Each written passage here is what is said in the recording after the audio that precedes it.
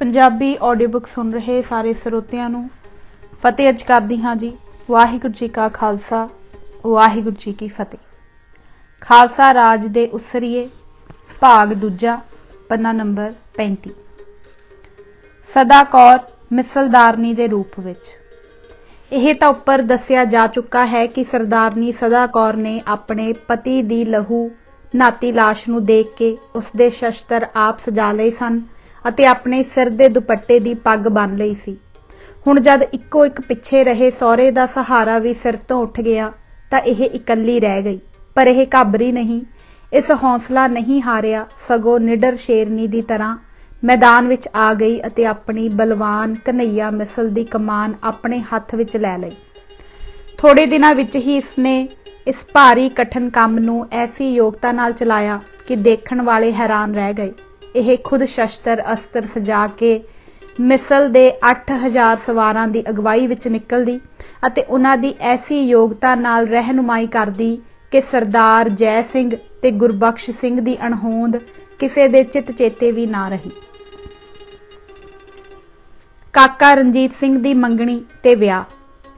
सरदारनी सदा कौर ने कन्हैया मिसल दे प्रबंध अपनी सौंपणी विच लैण दे नाल ही लगदे हथ सब तो पहला काम यह कीता कि अपनी इकलौती बच्ची बीबी महताब कौर जी दी मंगणी सरदार महा सिंह सुकर चकिया दे सपुत्र काका रणजीत सिंह नाल कर दित्ती।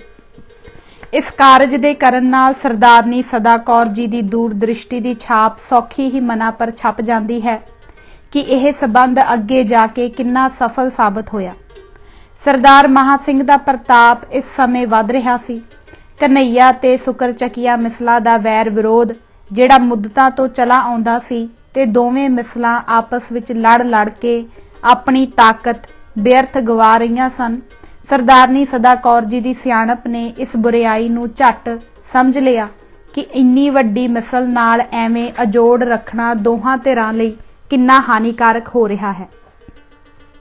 इस नूं सदा लई मुका देण दा इस तों वध भला तरीका होर की हो सकदा सी जिहड़ा सदा कौर ने वरतों विच लै आंदा। इस उत्तम संजोग नाल ਉਹ ਸਾਰੇ ਦੁਪਿਆਰ ਨਾ ਕੇਵਲ ਮਦਰ ਪਿਆਰ ਵਿੱਚ ਹੀ ਪਲਟ ਗਏ ਸਗੋਂ ਦੋਵੇਂ ਮਿਸਲਾਂ ਆਪਸ ਵਿੱਚ ਇਕਮਿਕ ਹੋ ਕੇ ਡਾਢੀਆਂ ਬਲਵਾਨ ਹੋ ਗਈਆਂ। ਇੱਥੇ ਹੀ ਬਸ ਨਹੀਂ ਬਲਕਿ ਇਸੇ ਸੰਮੇਲਨ ਨੇ ਅੱਗੇ ਜਾ ਕੇ ਪੰਜਾਬ ਵਿੱਚ ਖਾਲਸਾ ਰਾਜ ਦੀ ਉਸਾਰੀ ਲਈ ਨੀਂਹ ਦੇ ਪੱਥਰ ਵਾਲਾ ਕੰਮ ਕੀਤਾ ਜਿਸ ਦਾ ਸਣੇ ਵੇਰਵੇ ਹਾਲ ਅਗਲੇ ਪੰਨਿਆਂ ਪਰ ਆਏਗਾ। ਇਹ ਗੱਲ ਸਨ 1785 ਦੀ ਹੈ। इस मंगणी नूं मसां अजे 1 साल ही बीतिया सी कि निक्की जही बीबी महताब कौर दा विआह निक्के जहे लाल रणजीत सिंह नाल बड़ी शान नाल कीता गया। सदा कौर दोहां मिसलां दी मिसलदारनी बनी। बिदना दे चित्र भी बड़े ही विचित्र हुंदे हन।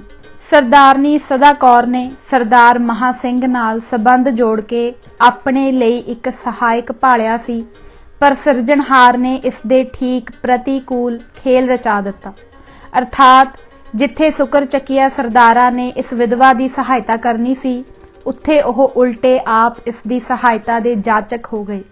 ओह घटना इस तरह हुई कि एक दिन एक सवार जो बड़ा हंबिया हुटिया दसदा सी घबराहट विच बटाले पुज्जा ते सरदारनी सदा कौर नूं सरदार महा सिंह दा सुनेहा आ दिता कि आप गुजरात के इलाके तो मालकाना उगराउण लई दौरे चढ़े सन पर उत्थों पेचश की बीमारी नाल सख्त बीमार हो के गुजरा वाले परत आए हैं सो आप उन्हां दे अंतिम दर्शन करन लई छेती पहुंचो। यह चिंताजनक खबर सुन के सरदारनी वाहो दाही गुजरा वाले पुजी। इत्थे आके डिठा तां सरदार महा सिंह जी की हालत बड़ी निढाल हो चुकी हुई सी। ਇੱਥੇ सदा कौर नूं केवल 1 दिन ही बीतिया सी कि सरदार महा सिंह अपने इकलौते पुत्र रणजीत सिंह नूं सने सुकर चकिया मिसल दे सरदारनी सदा कौर दी सौंपणी विच सौंप के केवल 27 साल दी जवान उम्र विच परलोक सिधार गए।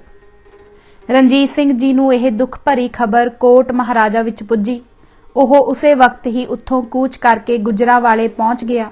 यह घटना मार्च सन 1792 ईस्वी दी है।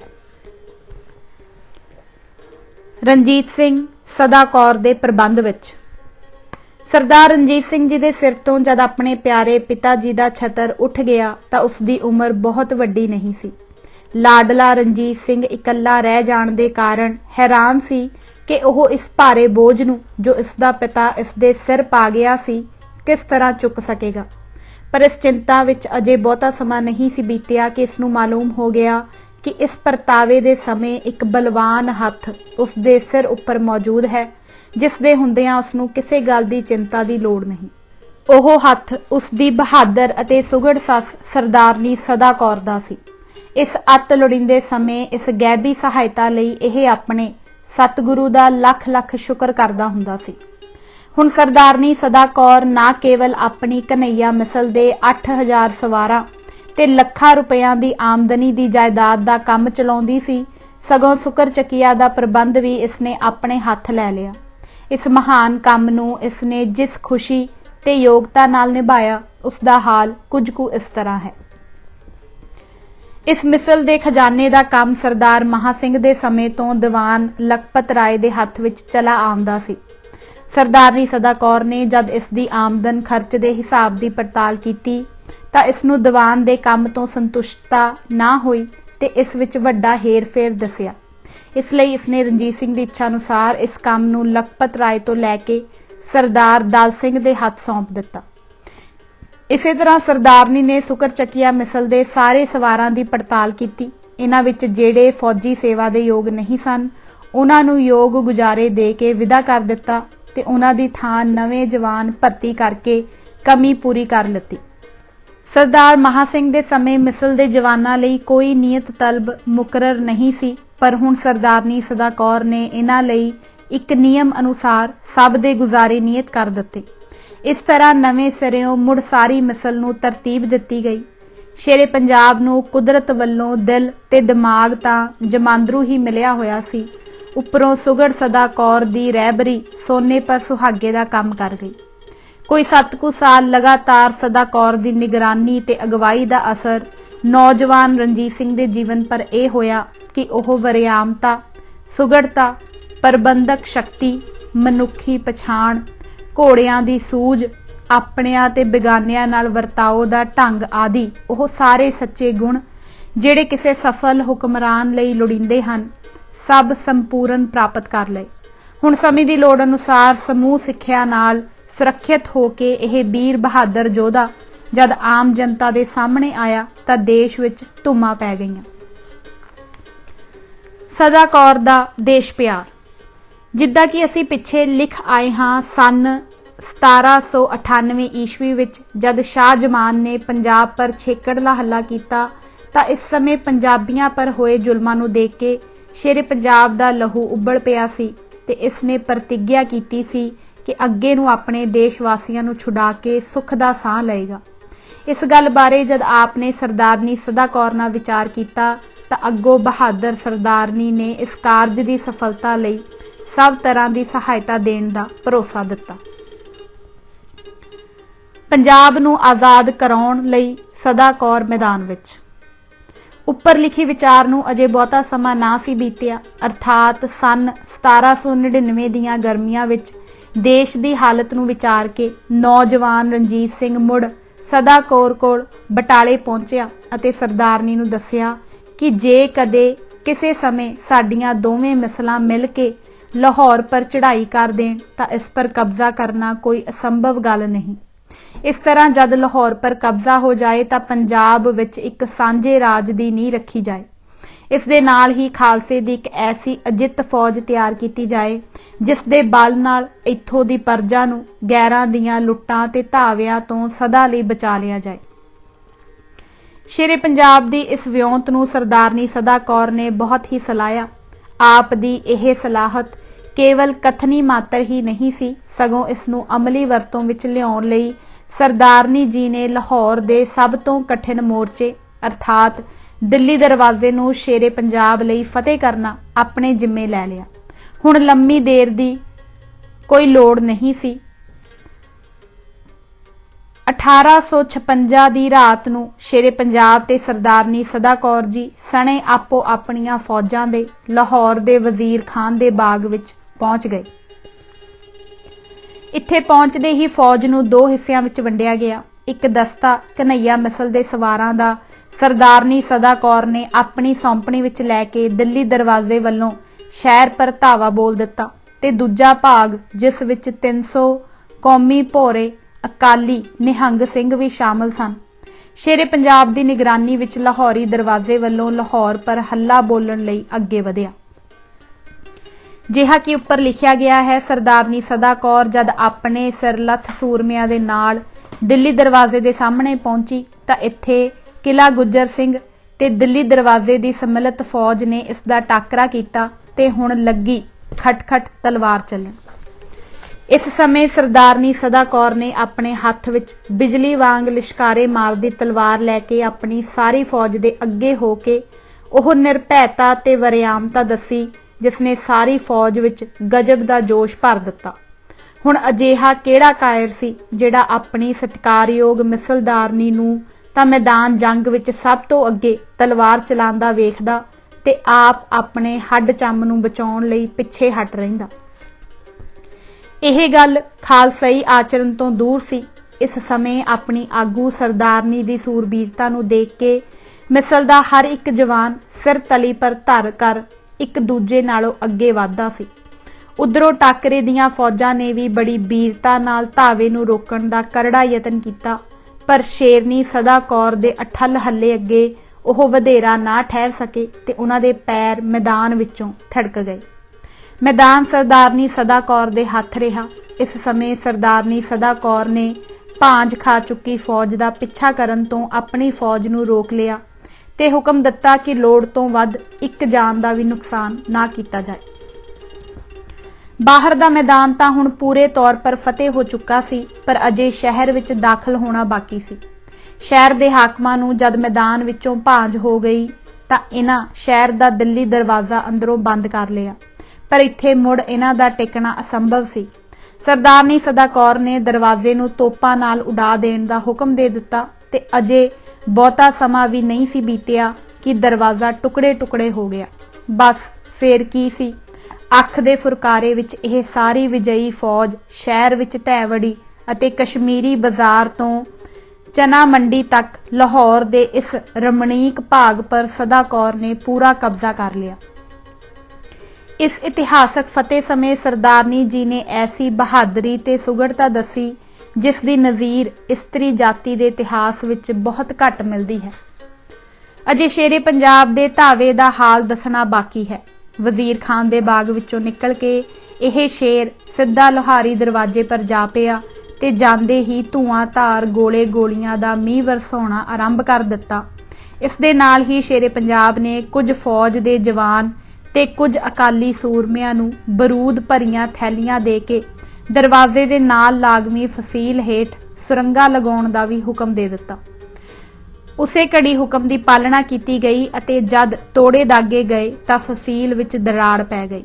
ਹੁਣ ਇੱਕ ਦੂਜੇ ਤੋਂ ਅੱਗੇ ਹੁੰਦੇ ਹੋਏ ਕਈ 100 ਜਵਾਨ ਅੰਦਰ ਜਾ ਵੜੇ। ਇਸ ਸਮੇਂ ਖਾਲਸਾ ਫੌਜ ਨੂੰ ਸ਼ਹਿਰ ਅੰਦਰ ਦਾਖਲ ਹੁੰਦਾ ਦੇਖ ਕੇ ਕਿਸੇ ਨੇ ਦਰਵਾਜ਼ਾ ਵੀ ਅੰਦਰੋਂ ਖੋਲ ਦਿੱਤਾ।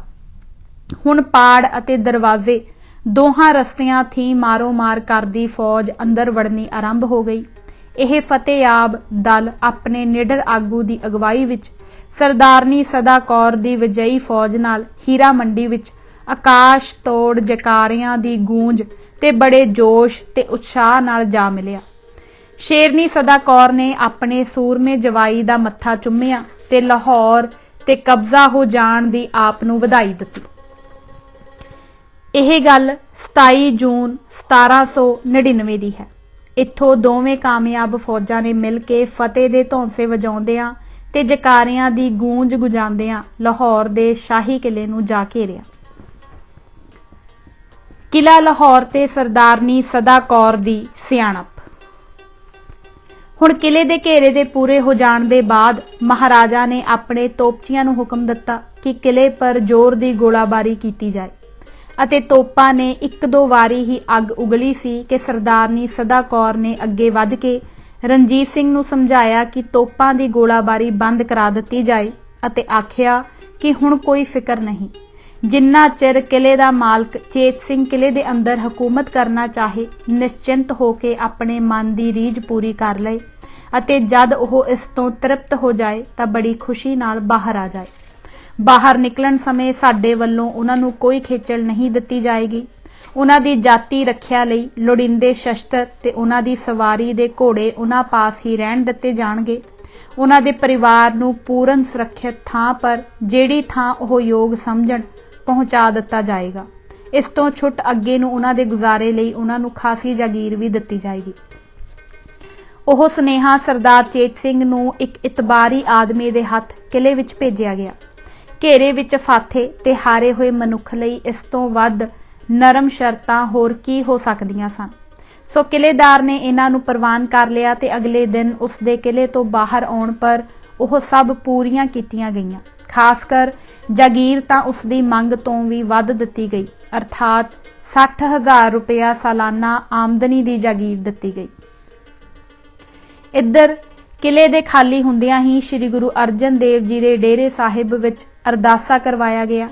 ਹੁਣ ਅੱਗੇ ਅੱਗੇ ਸਰਦਾਰਨੀ ਸਦਾ ਕੌਰ ਤੇ ਪਿੱਛੇ ਪਿੱਛੇ ਸ਼ੇਰੇ ਪੰਜਾਬ ਨੇ ਸਣੇ ਖਾਲਸਾ ਫੌਜ ਦੇ 20 ਜੂਨ 1799 ਨੂੰ ਲਾਹੌਰ ਦੇ ਇਤਿਹਾਸਕ ਕਿਲੇ ਵਿੱਚ ਪ੍ਰਵੇਸ਼ ਕੀਤਾ।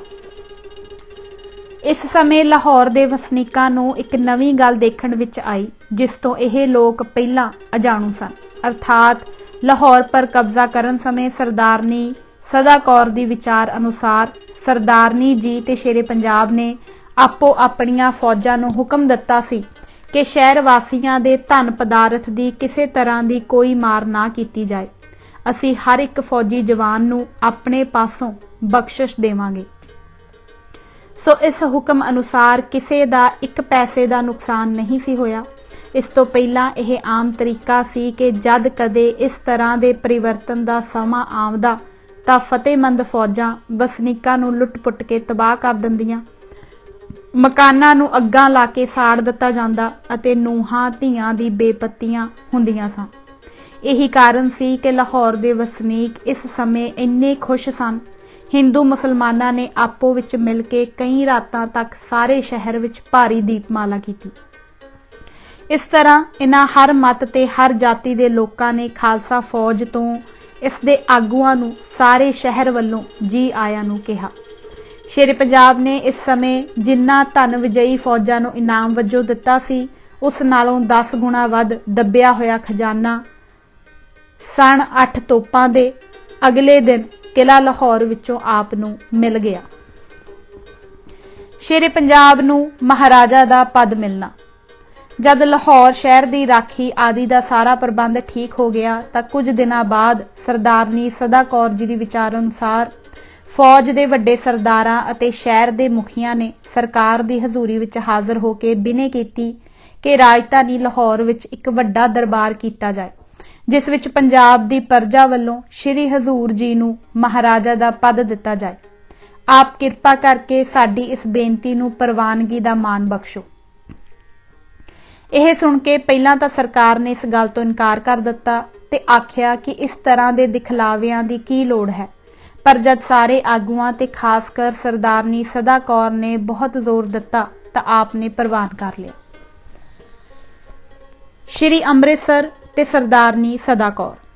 ਲਾਹੌਰ ਅਤੇ ਹੋਰ ਨੇੜੇ ਤੇੜੇ ਦੇ ਇਲਾਕੇ ਪਰ ਜਦ ਸ਼ੇਰੇ ਪੰਜਾਬ ਦਾ ਪੂਰਾ ਕਬਜ਼ਾ ਹੋ ਗਿਆ ਤੇ ਨਾਲ ਹੀ ਸਰਕਾਰ ਨੂੰ ਪ੍ਰਜਾ ਵੱਲੋਂ ਮਹਾਰਾਜਗੀ ਦਾ ਖਿਤਾਬ ਦਿੱਤਾ ਗਿਆ ਤਾਂ ਇਹ ਸਾਰੇ ਕੰਮ ਸੁਭਾਵਕ ਹੀ ਰਾਮਗੜੀਆ ਤੇ ਭੰਗੀ ਸਰਦਾਰਾਂ ਲਈ ਦਿਨੋਂ ਦਿਨ ਤੋਖਲੇ ਦਾ ਕਾਰਨ ਬਣ ਗਏ।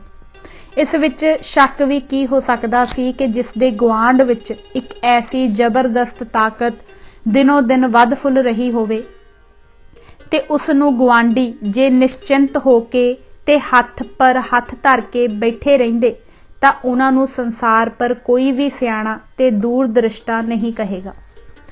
ਠੀਕ ਇਸੇ ਖਤਰੇ ਤੋਂ ਪ੍ਰਭਾਵਿਤ ਹੋ ਕੇ ਸੰਨ 1802 ਦੇ ਛੇਕੜਲੇ ਦਿਨਾਂ ਵਿੱਚ ਇਹਨਾਂ ਸਰਦਾਰਾਂ ਨੇ ਸਵੈ ਰੱਖਿਆ ਲਈ ਸ਼੍ਰੀ ਅੰਮ੍ਰਿਤਸਰ ਵਿੱਚ ਕੁਝ ਜੰਗੀ ਤਿਆਰੀਆਂ ਆਰੰਭ ਕਰ ਦਿੱਤੀਆਂ।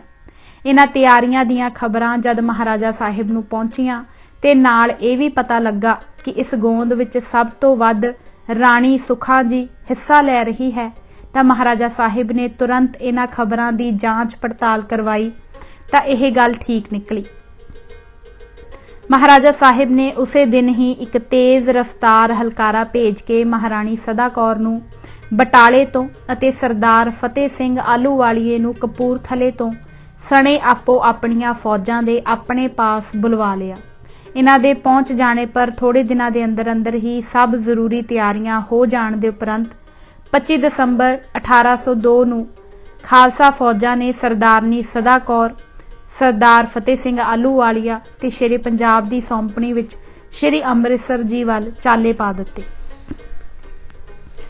कूच तो पहला फौज दे इन्हां 3 मुखियां दी सलाह नाल यह फैसला होया कि इस समय श्री गुरु रामदास जी दी नगरी दी महत्ता ते सत्कार नूं खास तौर पर दृष्टिगोचर रखिया जाए, सगों कोई ऐसा ढंग वरतिया जाए जिस नाल बिना किसी खून खराबे ते तोपा आदि दी वरतों दे गुरु नगरी तो बरकता प्राप्त करन ते गुरधामां दी वधेरी सेवा दे भाव नूं मुख रख के खालसा राज दे नाल मिलाया जाए। इस समय इच्छा पूरक सर्व सुखदाता जी दा ऐसा खेल वरतिया कि बहादुर रामगढ़ीए सरदार समय सिर भंगियां नाल ना मिल सके, क्योंकि महाराजा साहिब वल्लों यह धावा इतना तुरत फुरत ते चुपचाप किया गया सी कि खालसा फौज की चढ़ाई का किसी नूं भी पता ना सी लग सकिया।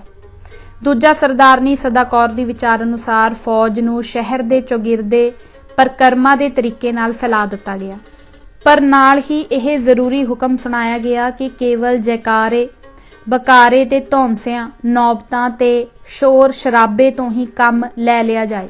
इस तरह गुरु नगरी की सलामी लई फुकारी तोपां दियां शलकां चलाईयां जाण जद तक खास दूजा हुक्म ना दिता जाए कोई भी जवान अपने हथियार ना वरते। सो इस वक्त सोची विਉਂਤ अनुसार यह दिखलावा कुछ उस ढंग दा सी जिस तरह फौज की सिखलाई लई फर्जी धावा किया जाता है। यह तरीका पहली बार श्री ਅੰਮ੍ਰਿਤਸਰ जी विच वरतिया गया कि बिना हथियारां की वरतों दे अते बगैर एक तुपका लहू डोलन दे गनीम पर फतेह पानी।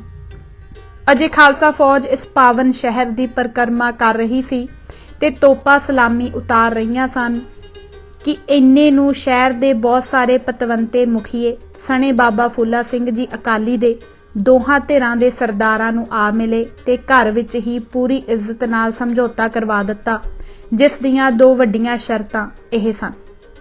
पहली, भंगी सरदार अपना किला खाली कर देण ते गुरु दी नगरी नूं खालसा राज नाल सम्मिलित कर लिया जाए। दूजी, महाराजा रणजीत सिंह वल्लों भंगी सरदारां नूं अगे नूं पतवंती जिंदगी गुजारन लई माकूल जागीर दित्ती जाए। यह शर्तां दोहां धिरां वल्लों प्रवान होईयां ते इतना महान कारज गुरु नगरी का सत्कार बरकरार रखते हुए ते बिना एक जान दे व्यर्थ जान दे सरदारनी सदा कौर दी सियाणप ते दूरदृष्टा दे कारण बड़ी सफलता नाल सिरे चढ़ गया, जिहड़ा सदा इतिहास विच सरदारनी जी दी यादगार रहेगा। यह गल 26 दसंबर सन 1802 ईस्वी दी है। इसके उपरंत शेरे पंजाब सने सरदारनी सदा कौर ते सरदार फतेह सिंह आदि सरदारां दे श्री दरबार साहिब जी के दर्शनां लई हाज़र होए। पावन श्री रामदास सरोवर विच इशनान करन दे बाद श्री हरमंदर साहिब ते अकाल तख्त साहिब जी आदि गुरुद्वारियां दी सेवा लई अपने आप नूं वडभागी जान के बहुत सारी माया अरदास करवाई। भंगिया दे किले पर महाराजा रणजीत सिंह दा कब्जा हो जाण नाल बहुत सारे हथियार सरकार दे हत्थ आए, जिन्हां विचों जगत प्रसिद्ध भंगियां दी तोप जमजमा भी सी। सदा कौर दे हज़ारे दी रणभूमि विच जंगी कमाल। हज़ारे दा देश अपने हरे भरे मैदानां अते उच्चे तो उच्चे ठंडे बर्फानी पहाड़ां, निर्मल चश्मियां, अडोल टिकियां होईयां झीलां अते अपने बहादुर वसनीकां लई खास प्रसिद्धता रखदा है। यह सूबा कई वारी कश्मीर नाल मिलिया ते वख होया। हकीकत विच यह कश्मीर दा ही निक्का भाई है। कश्मीर की तरह इस दे उच्चे पहाड़, जिन्हां विचों मालिका पर्बत की उचाई 17,360 फुट है, इस दे नाल गगन पाजी 16,528 फुट उच्चा है। इन्नी उचाण पर चांदी दे थालां वर्गियां डल फल करदियां बर्फानी पानी दा नाल सुबर भरियां ਝੀਲਾਂ ਜਿਨ੍ਹਾਂ ਦੇ ਡੱਠਿਆਂ ਮਨ ਮੋਹੇ ਜਾਂਦੇ ਹਨ। ਇਹਨਾਂ ਵਿੱਚੋਂ ਲੋਲੋਸਰ ਤੇ ਮੈਪਰ ਮਲੂਕਸਰ ਖਾਸ ਪ੍ਰਸਿੱਧ ਹਨ। ਇੱਥੋਂ ਦੇ ਕਦਾਵਰ ਦਰਖਤਾਂ ਤੇ ਰੰਗਾਰੰਗ ਫੁੱਲਾਂ ਦਾ ਤਾਂ ਅੰਤ ਹੀ ਕੋਈ ਨਹੀਂ। ਜਿਸ ਤਰ੍ਹਾਂ ਕੁਦਰਤ ਨੇ ਹੋਰਨਾਂ ਮੁਲਕਾਂ ਤੋਂ ਵੱਖ ਇਸ ਇਲਾਕੇ ਨੂੰ ਰਮਣੀਕਤਾ ਤੇ ਪ੍ਰਫੁੱਲਤਾ ਬਖਸ਼ੀ ਹੈ, ਇਸੇ ਤਰ੍ਹਾਂ ਇੱਥੋਂ ਦੇ ਵਸਨੀਕ ਵੀ ਤਾਂ ਹੋਰਨਾਂ ਲੋਕਾਂ ਤੋਂ ਵੱਖ ਸੁਭਾਅ ਦੇ ਹੋਣ ਸ਼ੋਭਦੇ ਸਨ। ਸੋ ਠੀਕ ਅਭੁੱਲ ਕਾਦਰ ਨੇ ਇਹਨਾਂ ਨੂੰ ਕਈ ਗੁਣਾਂ ਵਿੱਚ ਸਾਰੇ ਜਗਤ ਤੋਂ ਅੱਡਰੇ ਸੁਭਾਅ ਬਖਸ਼ੇ ਸਨ। ਇੱਥੋਂ ਦੀਆਂ ਇਤਿਹਾਸਕ ਲਿਖਤਾਂ ਨੂੰ ਵਿਚਾਰਿਆਂ ਇਹ ਸਪਸ਼ਟ ਹੋ ਜਾਂਦਾ ਹੈ ਕਿ ਇਹ ਲੋਕ ਮੁੱਦਤਾਂ ਤੋਂ ਸੁਤੰਤਰ ਚਲੇ ਆਏ ਸਨ। ਇਹਨਾਂ ਨੂੰ ਸੌਖਾ ਹੀ ਆਪਣਾ ਅਨੁਸਾਰੀ ਕਰ ਲੈਣਾ ਪਹਿਲਾਂ ਪਹਿਲ ਇੱਕ ਅਨਹੋਣੀ ਜਿਹੀ ਗੱਲ ਸਮਝੀ ਜਾਂਦੀ ਸੀ। ਕਸ਼ਮੀਰ ਦੀ ਫਤਿਹ ਤੋਂ ਪਹਿਲਾਂ ਹੀ ਸ਼ੇਰੇ ਪੰਜਾਬ ਦੀ ਤੀਬਰ ਇੱਛਾ ਸੀ ਕਿ ਇਸ ਦੇਸ਼ ਨੂੰ ਖਾਲਸਾ ਰਾਜ ਨਾਲ ਮਿਲਾ ਲਿਆ ਜਾਏ, ਕਿਉਂਕਿ ਕਸ਼ਮੀਰ ਵੱਲ ਜਾਣ ਆਉਣ ਦਾ ਸੌਖਾ ਰਾਹ ਕਿਹੜਾ 12 ਮਹੀਨੇ ਖੁੱਲ੍ਹਾ ਰਹਿੰਦਾ ਸੀ, ਉਹ ਕੇਵਲ ਹਜ਼ਾਰੇ ਦੇ ਵਿੱਚੋਂ ਦੀ ਹੋ ਕੇ ਲੰਘਦਾ ਸੀ। ਸ਼ੁਰੂ ਵਿੱਚ ਇਸ ਕੰਮ ਦੀ ਸਫਲਤਾ ਵਿੱਚ ਵੱਡੀਆਂ ਔਕੜਾਂ ਸਾਹਮਣੇ ਆਉਂਦੀਆਂ ਰਹੀਆਂ, ਇਸੇ ਲਈ ਇਹਨਾਂ ਨੇ ਮੁੱਦਤ ਤੱਕ ਪੂਰਨ ਅਨੁਸਾਰਤ ਨਹੀਂ ਸੀ ਮੰਨੀ। ਜਦ ਖਾਲਸਾ ਫੌਜ ਦਾ ਜ਼ੋਰ ਇਹਨਾਂ ਪਰ ਆ ਪੈਂਦਾ ਤਾਂ ਮਾਲੀਆ ਆਦਿ ਉਗਰਾ ਲਿਆ ਜਾਂਦਾ, ਪਰ ਹਕੂਮਤ ਵੱਲੋਂ ਜਦ ਜਰਾ ਜਿੰਨੀ ਵੀ ਨਰਮੀ ਹੁੰਦੀ ਤਾਂ ਇਹ ਮੁੜ ਰੌਲਾ ਖੜਾ ਕਰ ਦਿੰਦੇ। ਸੰਨ 1818 ਈਸਵੀ ਵਿੱਚ ਹਾਸ਼ਮ ਖਾਨ ਦੀ ਫਰਿਆਦ ਪਰ ਸਰਦਾਰ ਮੱਖਣ ਸਿੰਘ ਨਾਜ਼ਮ ਰਾਵਲਪਿੰਡੀ ਨੂੰ ਮਹਾਰਾਜਾ ਸਾਹਿਬ ਨੇ ਹੁਕਮ ਭੇਜਿਆ ਕਿ ਉਹ ਲੋੜ ਅਨੁਸਾਰ ਫੌਜ ਨਾਲ ਹਜ਼ਾਰੇ ਦੀ ਬਦਅਮਨੀ ਨੂੰ ਦੂਰ ਕਰਕੇ ਉੱਥੇ ਸ਼ਾਂਤੀ ਕਾਇਮ ਕਰੇ। ਇਸ ਹੁਕਮ ਅਨੁਸਾਰ ਸਰਦਾਰ ਮੱਖਣ ਸਿੰਘ ਨੇ ਅਕਤੂਬਰ ਸੰਨ 1818 ਈਸਵੀ ਨੂੰ 500 ਖਾਲਸਾ ਸਵਾਰਾਂ ਨਾਲ ਹਜ਼ਾਰੇ ਦੇ ਮੈਦਾਨੀ ਇਲਾਕੇ ਪਰ ਚੜ੍ਹਾਈ ਕਰ ਦਿੱਤੀ, ਜਿਸ ਵਿੱਚ ਬੜੀ ਹੱਦ ਤੱਕ ਸਰਦਾਰ ਜੀ ਨੂੰ ਸਫਲਤਾ ਹੋਈ। ਸਰਦਾਰ ਮੱਖਣ ਸਿੰਘ ਨੇ ਇਹਨਾਂ ਦੀ ਸਰਕਸ਼ੀ ਦੇ ਬਦਲੇ ਇਹਨਾਂ ਪਰ 2000 ਨਾਨਕ ਸ਼ਾਹੀ ਰੁਪਇਆ ਜੁਰਮਾਨਾ ਲਾਇਆ ਤੇ ਸਭ ਦਾ ਸਭ ਵਸੂਲ ਕਰ ਲਿਆ। ਹਜ਼ਾਰੇ ਦੇ ਲੋਕਾਂ ਲਈ ਇਹ ਪਹਿਲਾ ਮੌਕਾ ਸੀ ਜਦ ਇਹਨਾਂ ਨੇ ਕਿਸੇ ਹੁਕਮਰਾਨ ਨੂੰ ਪੂਰਾ ਜੁਰਮਾਨਾ ਤਾਰਿਆ ਹੋਵੇ। ਇਸ ਦੇ ਬਾਅਦ ਸਰਦਾਰ ਮੱਖਣ ਸਿੰਘ ਨੇ ਸਾਰੇ ਇਲਾਕੇ ਦਾ ਦੌਰਾ ਕਰਕੇ ਸਰਾਏ ਸਾਲੇ ਦੇ ਮੁਕਾਮ ਪਰ ਇੱਕ ਕਿਲਾ ਬਣਵਾ ਕੇ ਲੋੜ ਅਨੁਸਾਰ ਖਾਲਸਾ ਫੌਜ ਦੇ ਕੁਝ ਜਵਾਨ ਇੱਥੇ ਰੱਖੇ ਅਤੇ ਆਪ ਪਿੰਡੀ ਵੱਲ ਪਰਤ ਆਇਆ। ਇਸ ਦੇ 1 ਸਾਲ ਉਪਰੰਤ ਸਰਦਾਰ ਮੱਖਣ ਸਿੰਘ ਮੁੜ ਹਜ਼ਾਰੇ ਦੇ ਦੌਰੇ ਪਰ ਆਇਆ ਤਾਂ ਅੱਗੋਂ ਇਹ ਲੋਕ ਬੜੇ ਸਤਿਕਾਰ ਨਾਲ ਮਿਲੇ ਅਤੇ ਛੇਤੀ ਹੀ ਮਾਲੀਆ ਤਾਰ ਦੇਣ ਦਾ ਭਰੋਸਾ ਦਿਵਾਇਆ, ਪਰ ਅੰਦਰੋਂ ਅੰਦਰ ਇਹਨਾਂ ਬਹੁਤ ਸਾਰਾ ਲਸ਼ਕਰ ਇਕੱਠਾ ਕਰ ਲਿਆ ਤੇ ਸ਼ਾਹ ਮੁਹੰਮਦ ਨਾਮੀ ਪਿੰਡ ਦੇ ਲਾਗੇ, ਜਿਹੜਾ ਦੌੜ ਨਦੀ ਦੇ ਕਿਨਾਰੇ ਪਰ ਵਸਦਾ ਸੀ, ਇਹਨਾਂ ਵਿਸਾਘਾਤ ਕਰਕੇ ਰਾਤ ਦੇ ਹਨੇਰੇ ਵਿੱਚ ਸਰਦਾਰ ਜੀ ਦੇ ਖੁੱਲੇ ਡੇਰੇ ਪਰ ਛਪੋਲ ਮਾਰਿਆ। ਅੱਗੋਂ ਨਿਡਰ ਸਰਦਾਰ ਮੱਖਣ ਸਿੰਘ ਨੇ ਸਣੇ ਆਪਣੇ ਜਵਾਨਾਂ ਦੇ ਇਹਨਾਂ ਦਾ ਐਸਾ ਡਟ ਕੇ ਮੁਕਾਬਲਾ ਕੀਤਾ ਕਿ ਵੈਰੀਆਂ ਦੇ ਮੂੰਹ ਫੇਰ ਦਿੱਤੇ। ਹੁਣ ਨੱਸਦੇ ਹੋਇਆਂ ਵਿੱਚੋਂ ਇੱਕ ਗਾਜ਼ੀ ਨੇ ਆਪਣੀ ਬੰਦੂਕ ਚਲਾਈ, ਜਿਸ ਦੀ ਗੋਲੀ ਸਰਦਾਰ ਮੱਖਣ ਸਿੰਘ ਨੂੰ ਲੱਗੀ, ਜਿਸ ਨਾਲ ਉਹ ਉਸੇ ਵੇਲੇ ਪਰਲੋਕ ਸਿਧਾਰ ਗਏ। ਇਹ ਗੱਲ 12 ਨਵੰਬਰ ਸੰਨ 1919 ਈਸਵੀ ਦੀ ਹੈ। ਇਹ ਖਬਰ ਜਦ ਬਹਾਦਰ ਸਰਦਾਰ ਹੁਕਮਾ ਸਿੰਘ ਚਿਮਨੀ ਨੂੰ ਮਿਲੀ, ਜੋ ਉਸ ਸਮੇਂ ਕਿਲਾ ਅਟਕ ਦਾ ਕਿਲਾਦਾਰ ਸੀ, ਤਾਂ ਉਹ ਉਸੇ ਵਕਤ ਸਣੇ ਆਪਣੇ 94 ਜਵਾਨਾਂ ਦੇ ਖਾਲਸਾ ਫੌਜ ਦੀ ਮਦਦ ਲਈ ਹਜ਼ਾਰੇ ਪਹੁੰਚ ਗਿਆ। ਇਸਨੇ ਆਉਂਦੇ ਸਾਰ ਹੀ ਖਾਲਸਾਈ ਜੋਸ਼ ਨਾਲ ਉਹਨਾਂ ਸਾਰੇ ਪਿੰਡਾਂ ਪਰ ਹੱਲਾ ਕਰ ਦਿੱਤਾ ਜਿਨ੍ਹਾਂ ਦੇ ਵਸਨੀਕਾਂ ਨੇ ਸਰਦਾਰ ਮੱਖਣ ਸਿੰਘ ਦੇ ਡੇਰੇ ਪਰ ਧਾਵਾ ਕੀਤਾ ਸੀ। ਇਹਨਾਂ ਵਿੱਚੋਂ ਸੁਲਤਾਨਪੁਰ ਤੇ ਮੋੜਾ ਆਦਿ ਹੋਰ ਨਦੀ ਦੇ ਕੰਢੇ ਵਸਦੇ ਪਿੰਡ ਫੂਕ ਦਿੱਤੇ ਤੇ ਸੈਂਕੜਿਆਂ ਨੂੰ ਆਪਣੇ ਕੀਤੇ ਦਾ ਫਲ ਭੁਗਤਾਇਆ। ਇਸ ਦੇ ਬਾਅਦ ਕੁਝ ਆਪਣੀ ਫੌਜ ਕਿਲਾ ਹਜ਼ਾਰੇ ਵਿੱਚ ਛੱਡ ਕੇ ਆਪ ਅਟਕ ਵੱਲ ਪਰਤ ਆਇਆ। ਇੱਥੇ ਪਹੁੰਚ ਕੇ ਇਸਨੇ ਹਜ਼ਾਰੇ ਦੀ ਘਟਨਾ ਬਾਰੇ ਇੱਕ ਸਵਿਸਥਾਰ ਰਿਪੋਰਟ ਮਹਾਰਾਜਾ ਸਾਹਿਬ ਨੂੰ ਲਾਹੌਰ ਭੇਜ ਦਿੱਤੀ, ਜਿਸ ਦੇ ਅਖੀਰ ਪਰ ਆਪਣੀ ਇਹ ਵਿਚਾਰ ਵੀ ਲਿਖੀ ਕਿ ਹੁਣ ਤਾਂ ਬਾਗੀਆਂ ਦਾ ਸਿਰ ਕੁਚਲ ਦਿੱਤਾ ਗਿਆ ਹੈ, ਪਰ ਹਜ਼ਾਰੇ ਵਿੱਚ ਅੱਗੇ ਨੂੰ ਪੂਰਾ ਅਮਨ ਕਾਇਮ ਰੱਖਣ ਲਈ ਇੱਕ ਤਕੜੀ ਮੁਹਿੰਮ ਦੀ ਲੋੜ ਹੈ। ਸ਼ੇਰੇ ਪੰਜਾਬ ਨੇ ਸਰਦਾਰ ਹੁਕਮਾ ਸਿੰਘ ਦੀ ਇਸ ਤਜਵੀਜ਼ ਨੂੰ ਬਹੁਤ ਸਲਾਹਿਆ ਤੇ ਥੋੜੇ ਦਿਨਾਂ ਵਿੱਚ ਹੀ ਆਪਣੀਆਂ 94 ਫੌਜਾਂ ਵਿੱਚੋਂ 6000 ਜਵਾਨ ਸਰਦਾਰਨੀ ਸਦਾ ਕੌਰ, ਸ਼ਹਿਜ਼ਾਦਾ ਸ਼ੇਰ ਸਿੰਘ, ਸਰਦਾਰ ਸ਼ਾਮ ਸਿੰਘ ਅਟਾਰੀ ਤੇ ਨੌਜਵਾਨ ਰਾਮ ਦਿਆਲ ਦੀ ਸੌਂਪਣੀ ਵਿੱਚ ਹਜ਼ਾਰੇ ਵੱਲ ਤੋਰ ਦਿੱਤੇ। ਇਸ ਫੌਜ ਦੇ ਹਜ਼ਾਰੇ ਵਿੱਚ ਪਹੁੰਚਣ ਪਰ ਸਰਦਾਰਨੀ ਸਦਾ ਕੌਰ ਜੀ ਦੀ ਵਿਚਾਰ ਅਨੁਸਾਰ ਫੌਜ ਦੇ 2 ਭਾਗ ਕੀਤੇ ਗਏ। ਪਹਿਲਾ ਦਸਤਾ 3000 ਜਵਾਨਾਂ ਦਾ ਖਾਸ ਆਪਣੀ ਤੇ ਸ਼ਹਿਜ਼ਾਦਾ ਸ਼ੇਰ ਸਿੰਘ ਦੀ ਤਾਇਤ ਵਿੱਚ ਰੱਖਿਆ ਅਤੇ ਬਾਕੀ ਦੀ ਸਾਰੀ ਫੌਜ ਵੀਰ ਸਰਦਾਰ ਸ਼ਾਮ ਸਿੰਘ ਤੇ ਨੌਜਵਾਨ ਰਾਮ ਦਿਆਲ ਦੀ ਸੌਂਪਣੀ ਵਿੱਚ ਦਿੱਤੀ ਗਈ। ਅੱਗੋਂ ਹਜ਼ਾਰੇ ਵਾਲਿਆਂ ਜਦ ਖਾਲਸਾ ਫੌਜ ਨੂੰ ਇੱਧਰ ਆਉਂਦਿਆਂ ਸੁਣਿਆ ਤਾਂ ਇਹਨਾਂ ਵੀ ਬਹੁਤ ਬੜੀ ਗਿਣਤੀ ਵਿੱਚ ਟਾਕਰੇ ਲਈ ਇਕੱਠ ਕਰ ਲਿਆ ਤੇ ਸੁਗੰਧਿਤ ਪਹਾੜ ਦੀ ਉਚਾਈ ਦੇ ਨਾਲ-ਨਾਲ ਖਾਲਸੇ ਨੂੰ ਰੋਕਣ ਲਈ ਮੋਰਚੇ ਤਿਆਰ ਕਰ ਲਏ। ਇੱਥੇ ਪਹੁੰਚ ਕੇ ਸਰਦਾਰਨੀ ਸਦਾ ਕੌਰ ਨੂੰ ਵੈਰੀਆਂ ਪਰ ਸੱਜੇ ਪਾਸੇ ਤੋਂ ਅਤੇ ਸਰਦਾਰ ਸ਼ਾਮ ਸਿੰਘ ਤੇ ਦੀਵਾਨ ਰਾਮ ਦਿਆਲ ਨੇ ਖੱਬੇ ਪਾਸੇ ਤੋਂ ਹੱਲਾ ਬੋਲ ਦਿੱਤਾ। ਇਸ ਸਮੇਂ ਖਾਲਸਾ ਫੌਜ ਵਿੱਚ ਗਜਬ ਦਾ ਜੋਸ਼ ਖਿਲਰ ਗਿਆ। ਜਦ ਇਹਨਾਂ ਆਪਣੀ ਸਤਿਕਾਰਯੋਗ ਸਰਦਾਰਨੀ ਨੂੰ ਨੰਗੀ ਤਲਵਾਰ ਹੱਥ ਵਿੱਚ ਲਈ ਸਾਰੀ ਫੌਜ ਤੋਂ ਅੱਗੇ ਆਪਣੇ ਅਰਬੀ ਘੋੜੇ ਨੂੰ ਉਡਾਉਂਦੀ ਹੋਈ ਵੈਰੀ ਦੀਆਂ ਸਫਾਂ ਨੂੰ ਤੋੜਦਿਆਂ ਡਿੱਠਾ ਤਾਂ ਇਹ ਆਪੇ ਤੋਂ ਬਾਹਰ ਹੋ ਗਏ ਅਤੇ ਅਜਿਹੀ ਸ੍ਰੀ ਸਾਹਿਬ ਚਲਾਈ ਕਿ ਪਲ ਦੇ ਪਲ ਵਿੱਚ ਮੈਦਾਨ ਲੋਥਾਂ ਨਾਲ ਪੂਰਤ ਹੋ ਗਿਆ। ਅੱਗੋਂ ਬਹਾਦਰ ਗਾਜ਼ੀਆਂ ਨੇ ਵੀ ਆਪਣੇ ਮਜ਼ਬੀ ਜੋਸ਼ ਤੇ ਪੁਰਾਣੀਆਂ ਰਵਾਇਤਾਂ ਅਨੁਸਾਰ ਸਿਰ ਧਲੀ ਤੇ ਰੱਖ ਕੇ ਬੜੀ ਦ੍ਰਿੜਤਾ ਨਾਲ ਖਾਲਸੇ ਦਾ ਟਾਕਰਾ ਕੀਤਾ।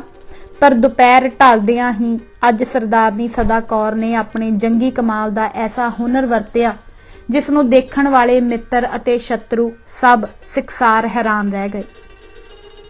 ਇਸ ਸਮੇਂ ਆਪ ਦੀ ਖਾਲਸਾਈ ਵੀਰਤਾ ਦੀ ਸ਼ਾਨ, ਆਪ ਦਾ ਕੌਮੀ ਜੋਸ਼, ਆਪ ਦੀ ਨਿਰਭੈਤਾ, ਆਪ ਦਾ ਤਲਵਾਰ ਚਲਾਉਣ ਦਾ ਹੁਨਰ ਕਮਾਲ ਦਾ ਸੀ। ਆਪ ਇਕਾਇਕ ਆਪਣੀ ਫੌਜ ਨੂੰ ਮੈਦਾਨ ਵਿੱਚੋਂ ਕੁਝ ਕਦਮ ਪਿੱਛੇ ਹਟਾ ਲਿਆ। ਵੈਰੀ ਸਮਝੇ ਕਿ ਖਾਲਸਾ ਫੌਜ ਨੱਸ ਚੱਲੀ ਹੈ। ਇਹ ਇਸ ਖੁਸ਼ੀ ਵਿੱਚ ਆਪਣੀਆਂ ਸੰਗਰਾਂ ਵਿੱਚੋਂ ਨਿਕਲ ਕੇ ਖੁੱਲੇ ਮੈਦਾਨ ਵਿੱਚ ਆ ਗਏ। ਹੁਣ ਇੱਕ ਲਖਤ ਸਰਦਾਰਨੀ ਨੇ ਆਪਣੀ ਫੌਜ ਨੂੰ ਐਸੇ ਅਨੋਖੇ ਢੰਗ ਨਾਲ ਮੁੜ ਵੈਰੀ ਪਰ ਹੱਲਾ ਕਰਵਾਇਆ ਜਿਸ ਨਾਲ ਆਪਣੀ ਫੌਜ ਨਾਲੋਂ ਕਈ ਗੁਣਾ ਵੱਧ ਵੈਰੀ ਨੂੰ ਸੌਖਾ ਹੀ ਆਪਣੇ ਘੇਰੇ ਵਿੱਚ ਰੱਖ ਲਿਆ। ਇਸ ਸਮੇਂ ਗਾਜ਼ੀਆਂ ਜਦ ਆਪਣੇ ਆਪ ਨੂੰ ਹਰ ਪਾਸੇ ਤੋਂ ਘੇਰੇ ਵਿੱਚ ਫਾਥਾ ਹੋਇਆ ਡਿੱਠਾ ਤਾਂ ਉਹਨਾਂ ਨੂੰ ਸਤੇ ਸੁੱਧਾਂ ਭੁੱਲ ਗਈਆਂ ਅਤੇ ਹੁਣ ਜਦ ਇਹਨਾਂ ਆਪਣੀਆਂ ਜਾਨਾਂ ਖਤਰੇ ਵਿੱਚ ਡਿੱਠੀਆਂ ਤਾਂ ਇਹਨਾਂ ਵਿੱਚੋਂ ਬਹੁਤ ਸਾਰਿਆਂ ਨੇ ਹਥਿਆਰ ਸੁੱਟ ਦਿੱਤੇ ਤੇ ਖਾਲਸਾ ਦੀ ਈਨ ਮੰਨ ਕੇ ਜਾਨਾਂ ਬਚਾਈਆਂ। ਬਾਕੀ ਰਹਿੰਦਿਆਂ ਲਈ ਖਾਲਸੇ ਦਾ ਪ੍ਰਸਿੱਧ ਤਰੀਕਾ ਜੋ ਅੜੇ ਸੋ ਝੜੇ ਵਰਤਿਆ ਗਿਆ। ਹਾਂ, ਵੈਰੀ ਦਲ ਵਿੱਚੋਂ ਕੁਝ ਕੁ ਐਸੀਆਂ ਲੰਮੀਆਂ ਲੱਤਾਂ ਵਾਲੇ ਵੀ ਨਿਕਲ ਆਏ ਸਨ ਜਿਨ੍ਹਾਂ ਇਸ ਨਾਜ਼ੁਕ ਸਮੇਂ ਆਪਣੀਆਂ ਟੰਗਾਂ ਤੋਂ ਦੌੜਨ ਦਾ ਖੂਬ ਕੰਮ ਲਿਆ ਅਤੇ ਮੈਦਾਨੇ ਜੰਗ ਵਿੱਚੋਂ ਹਰਨ ਹੋ ਕੇ ਆਪਣੀਆਂ ਪਿਆਰੀਆਂ ਜਾਨਾਂ ਬਚਾ ਲਈਆਂ। ਅੱਜ ਸਰਦਾਰਨੀ ਜੀ ਨੇ ਆਪਣਾ ਇਹ ਹੁਨਰ ਐਸੀ ਸਫਾਈ ਨਾਲ ਵਰਤਿਆ ਕਿ ਆਪਣੇ ਨਾਲੋਂ 4 ਗੁਣਾ ਵੱਧ ਲਸ਼ਕਰ ਨੂੰ ਕੈਦੀ ਬਣਾ ਕੇ ਸੂਰਜ ਅਸਤ ਹੋਣ ਤੋਂ ਪਹਿਲਾਂ ਹੀ ਮੈਦਾਨ ਫਤਿਹ ਕਰ ਲਿਆ। ਇਸ ਸਮੇਂ ਦੀਵਾਨ ਰਾਮ ਦਿਆਲ ਜਵਾਨੀ ਦੇ ਜੋਸ਼ ਤੇ ਕਾਮਯਾਬੀ ਦੀ ਖੁਸ਼ੀ ਵਿੱਚ ਕੁਝ ਭੱਜੇ ਜਾਂਦੇ ਵੈਰੀਆਂ ਦਾ ਪਿੱਛਾ ਕਰਦਾ ਹੋਇਆ ਆਪਣੀ ਫੌਜ ਤੋਂ ਦੂਰ ਨਿਕਲ ਗਿਆ। ਇੱਥੋਂ ਨਿਡਰ ਰਾਮ ਦਿਆਲ ਪਿੱਛੇ ਨੂੰ ਮੁੜਨ ਹੀ ਲੱਗਾ ਸੀ ਕਿ ਇੰਨੇ ਨੂੰ ਉੱਪਰੋਂ ਬੜੇ ਜ਼ੋਰ ਦਾ ਝੱਖੜ ਤੇ ਮੀਂਹ ਆ ਗਿਆ।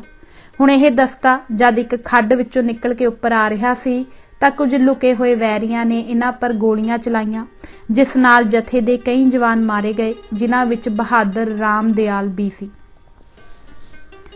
ਦੀਵਾਨ ਰਾਮ ਦਿਆਲ ਦੀ ਮੌਤ ਦੀ ਜਦ ਸਰਦਾਰਨੀ ਸਦਾ ਕੌਰ ਨੂੰ ਖਬਰ ਪਹੁੰਚੀ ਤਾਂ ਆਪ ਨੇ ਅਤੇ ਸਰਬੱਤ ਖਾਲਸੇ ਨੇ ਬੜਾ ਦੁੱਖ ਮਨਾਇਆ। ਅਗਲੀ ਸਵੇਰ ਨੂੰ ਅਜੇ ਹਨੇਰਾ ਹੀ ਸੀ। ਵੈਰੀ ਦੇ ਉਸ ਇਲਾਕੇ ਪਰ ਸਰਦਾਰਨੀ ਸਦਾ ਕੌਰ ਨੇ ਹੱਲਾ ਬੋਲ ਦਿੱਤਾ ਅਤੇ ਗੰਦ ਗਿਰਦਿਆਂ ਅਪਰਾਧੀਆਂ ਨੂੰ ਉਹਨਾਂ ਦੇ ਗੁਨਾਹ ਅਨੁਸਾਰ ਸਿੱਖਿਆ ਦਿੱਤੀ। ਹੁਣ ਜਦ ਵੈਰੀ ਰੋਜ਼ ਦੀਆਂ ਭਾਜੜਾਂ ਤੋਂ ਡਾਢਾ ਆਤਰ ਹੋ ਗਿਆ ਤਾਂ ਇਹਨਾਂ ਨੇ ਆਪਣੇ ਮੁਖੀਆਂ ਦਾ ਇੱਕ ਜਿਗਰਾ ਸਰਦਾਰਨੀ ਸਦਾ ਕੌਰ ਪਾਸ ਭੇਜਿਆ ਕਿ ਸਾਡਾ ਕਸੂਰ ਬਖਸ਼ਿਆ ਜਾਏ, ਅਸੀਂ ਸਰਕਾਰ ਦੀਆਂ ਸਭ ਸ਼ਰਤਾਂ ਮੰਨਣ ਲਈ ਤਿਆਰ ਹਾਂ। ਸਰਦਾਰਨੀ ਜੀ ਨੇ ਇਹਨਾਂ ਨੂੰ ਇੱਕ ਤਰੀਕ ਦੱਸੀ ਕਿ ਤੁਸੀਂ ਸਾਰੇ ਇਲਾਕੇ ਦੇ ਮੁਖੀਆਂ ਨੂੰ ਉਸ ਦਿਨ ਇਕੱਠਾ ਕਰਕੇ ਹਾਜ਼ਰ ਕਰੋ। ਉਹਨਾਂ ਦੇ ਸਾਹਮਣੇ ਹਜ਼ਾਰੇ ਬਾਰੇ ਖਾਲਸਾ ਸਰਕਾਰ ਵੱਲੋਂ ਇੱਕ ਐਲਾਨ ਸੁਣਾਇਆ ਜਾਵੇਗਾ। ਇਸ ਐਲਾਨ ਤੋਂ ਸਰਦਾਰਨੀ ਜੀ ਦੇ ਜੰਗੀ ਕਮਾਲ ਦੇ ਨਾਲ-ਨਾਲ ਰਾਜਸੀ ਯੋਗਤਾ ਤੇ ਦਬਦਬੇ ਦੀ ਛਾਪ ਵੀ ਮਨਾਂ ਪਰ ਉੱਕਰ ਜਾਂਦੀ ਹੈ। ਆਪ ਨੇ ਜਿਗਰੇ ਨੂੰ ਸੰਬੋਧਨ ਕਰਦੇ ਹੋਏ ਆਖਿਆ, ਮੈਦਾਨੇ ਜੰਗ ਵਿੱਚ ਆਪ ਨੇ ਖਾਲਸਾ ਫੌਜ ਦੀ ਸ਼ਕਤੀ ਤੇ ਵੀਰਤਾ ਦਾ ਚੰਗੀ ਤਰ੍ਹਾਂ ਪਰਤਾਵਾ ਕਰਕੇ ਦੇਖ ਲਿਆ ਹੈ। ਅਜੇ ਵੀ ਸਮਾਂ ਹੈ ਜੇ ਆਪ ਲੋਕ ਆਪਣੇ ਇਲਾਕੇ ਵਿੱਚ ਅਮਨ ਰੱਖਣ ਦੀ ਜ਼ਿੰਮੇਵਾਰੀ ਆਪਣੇ ਸਿਰ ਲਵੋ ਅਤੇ ਸਰਕਾਰ ਦਾ ਮਾਲੀਆ ਠੀਕ ਸਮੇਂ ਸਿਰ ਤਾਰਦੇ ਰਹੋ ਤਾਂ ਆਪ ਦਾ ਪਿਛਲਾ ਅਪਰਾਧ ਬਖਸ਼ਿਆ ਜਾ ਸਕਦਾ ਹੈ। ਪਰ ਜੇ ਅਜੇ ਵੀ ਤੁਸੀਂ ਕੋਈ ਹੋਰ ਸਿੱਖਿਆ ਪ੍ਰਾਪਤ ਕਰਨੀ ਚਾਹੋ ਤਾਂ ਮੈਂ ਖਾਲਸਾ ਫੌਜ ਨੂੰ ਹੁਕਮ ਦੇ ਦਿੱਤਾ ਹੈ ਕਿ ਉਹ ਖੁੱਲ੍ਹਾ ਕੂਚ ਸ਼ੁਰੂ ਕਰੇ ਤੇ ਜੇ ਕੋਈ ਉਹਨਾਂ ਦੇ ਰਾਹ ਵਿੱਚ ਰੋਕ ਬਣੇ ਉਸ ਨੂੰ ਕੁਚਲ ਸੁੱਟੇ। ਇਹ ਹੁਣ ਆਪ ਲੋਕਾਂ ਦੇ ਆਪਣੇ ਹੱਥ ਹੈ। ਮੈਂ ਖਾਲਸਾ ਸਰਕਾਰ ਵੱਲੋਂ 2 ਰਾਹ ਆਪ ਦੇ ਸਾਹਮਣੇ ਰੱਖੇ ਹਨ। ਇਹਨਾਂ ਵਿੱਚੋਂ ਜਿਹੜਾ ਆਪ ਆਪਣੇ ਲਈ ਲਾਭਦਾਇਕ ਸਮਝੋ ਉਸ ਨੂੰ ਚੁਣ ਲਵੋ। ਇਹ ਸ਼ਾਹੀ ਫੁਰਮਾਨ ਸਰਦਾਰਨੀ ਸਦਾ ਕੌਰ ਨੇ ਐਸੇ ਰੋਬ ਭਰੇ ਢੰਗ ਨਾਲ ਹਜ਼ਾਰਾਂ ਦੇ ਮੁਖੀਆਂ ਨੂੰ ਸੁਣਾਇਆ ਕਿ ਉਹਨਾਂ ਦੇ ਕੰਨਾਂ ਦੀਆਂ ਖਿੜਕੀਆਂ ਖੁੱਲ੍ਹ ਗਈਆਂ ਤੇ ਉਹ ਸਾਰੇ ਸਹਿਮ ਗਏ। ਇਹਨਾਂ ਵੱਲੋਂ ਮੁਹੰਮਦ ਖਾਨ ਤਰੀਨ ਨੇ ਬੜੀ ਨਿਮਰਤਾ ਨਾਲ ਆਖਿਆ ਕਿ ਸਰਦਾਰ ਆਪ ਸਾਡੀ ਮਾਂ ਹੋ।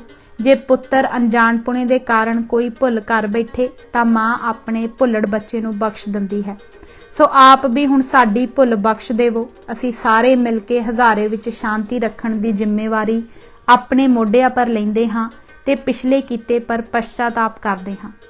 ਇਹ ਦਰਬਾਰ ਬੜਾ ਕਾਮਯਾਬ ਰਿਹਾ। ਜੋ ਸ਼ਰਤਾਂ ਸਰਦਾਰਨੀ ਸਦਾ ਕੌਰ ਤੇ ਸਰਦਾਰ ਸ਼ਾਮ ਸਿੰਘ ਨੇ ਪੇਸ਼ ਕੀਤੀਆਂ ਉਹ ਸਭ ਇਹਨਾਂ ਮੰਨ ਲਈਆਂ।